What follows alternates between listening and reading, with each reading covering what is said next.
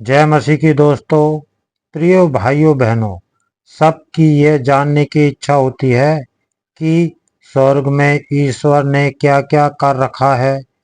मासिक पत्रिकाओं और प्रकाशनों में इसके संबंध में लेख भी आते रहते हैं कि आखिर स्वर्ग में क्या है। हम लोगों को स्वर्ग के लिए सतत प्रयास करना चाहिए, लेकिन ईश्वर वो हमसे छिपाना चाहता है। वो इस संबंध में कुछ भी नहीं बताता, यहाँ तक कि किसी को यहाँ आने भी नहीं देता। प्रज्ञा ग्रंथ में कहा गया है कि ईश्वर के मन की था कौन ले सकता है, कौन ईश्वर की इच्छा जान सकता है। हम आसपास के यथार्थों के बारे में बहुत कम जानते हैं और हमारी जानकारी नहीं के बराबर है। यह भी हम नहीं जानते कि नश्वर शरीर आत्मा के लिए भार स्वरूप है और मिट्टी की यह काया मन का विचार शक्ति को कम कर देती है। प्रभु यीशु ने कहा है कि यदि कोई मेरे पास आए और अपने माता पिता, पत्नी, संतान, भाई बहनों और यहाँ तक अपने जीवन से भी बैर नहीं रखे, तो वह मेरा शिष्य नहीं हो सकता। हम प्रभु यीशु का अनुगमन करना चाहते हैं, उससे प्रार्थना करें कि उनके समान अपने जीवन के क्रूसों को लेकर उनका अनुसरण करें। मनुष्य की सीमितता और उसकी अपनी समझ की कमजोरी पर बल दिया गया है। हम स्वयं की बुद्धि से ईश्वर की योजनाओं को नहीं समझ सकते। ईश्वर की बुद्धि और पवित्र आत्मा की सहायता के बिना हम ईश्वरीय मार्ग को नहीं जान सकते। ईश्वर की बुद्धि हमें सच्ची दिशा दिखाती है। हमारा नश्वर शरीर और पृथ्वी पर का बोझ हमारी आत्मा को दबा देता है, जिससे हमारे लिए आध्यात्मिक तथ्यों को समझना कठिन हो जाता है। हम सांसारिक चीजों को समझने में भी संघर्ष करते हैं, तो स्वर्गीय चीजों को समझना हमारे लिए कितना कठिन होगा। ईश्वर की सहायता और पवित्र आत्मा की उपस्थिति ही हमें सच्चा मार्ग दिखा सकती है। यही हमें सिखाता है और सही मार्ग पर चलने की प्रेरणा देता है।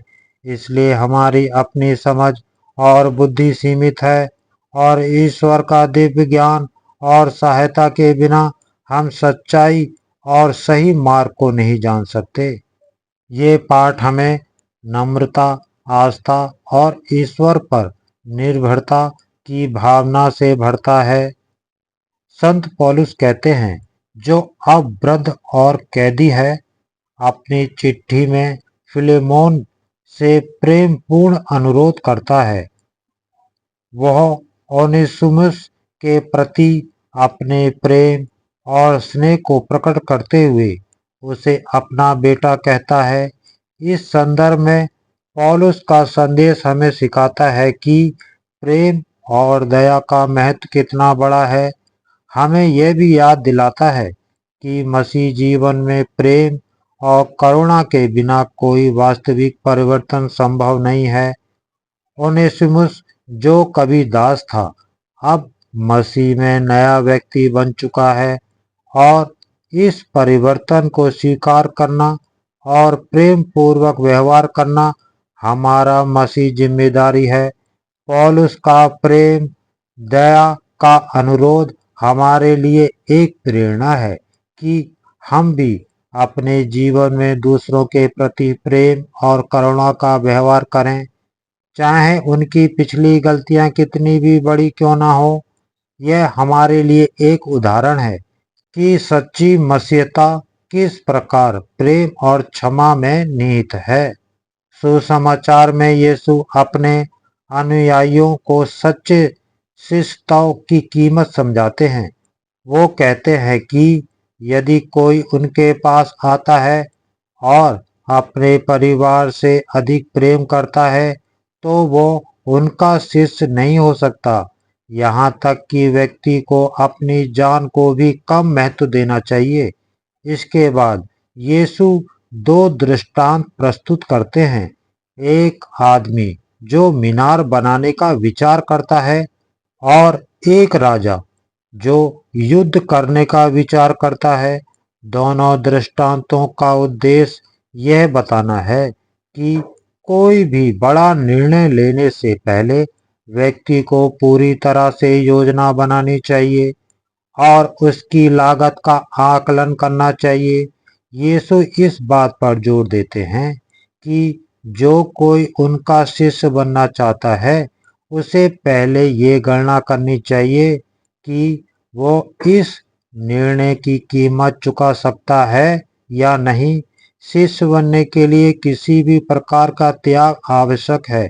अपने अनुयायियों को सचेत करते हैं कि उन्हें अपने सभी भौतिक और भावनात्मक संबंधों को पीछे छोड़ना होगा।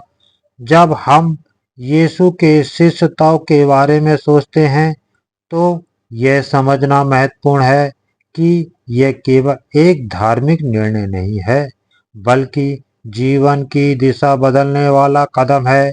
यह हमें अपने जीवन की प्राथमिकताओं को पुनः परिभाषित करने और अपने सभी कार्यों में ईश्वर की इच्छा को सर्वोपरि रखने की ओर प्रेरित करता है। आमीन। जय मसीह की।